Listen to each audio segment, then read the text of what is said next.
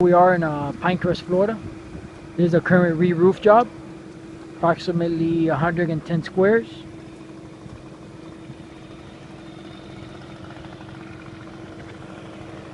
It's the first day of tear-off. For those of you that don't know what a second water barrier is, this is an actual second water barrier for insurance savings. A 4-inch strip along the whole entire perimeter.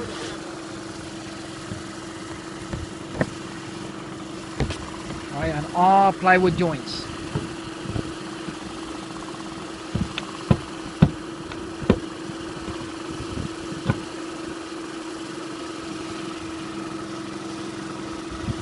On all plywood joints. Stay tuned for more videos. This is a very good insurance savings.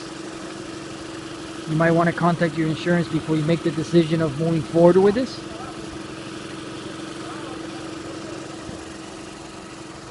And also ask about single strap and double strapping on your retrofit trusses. Stay tuned for more information.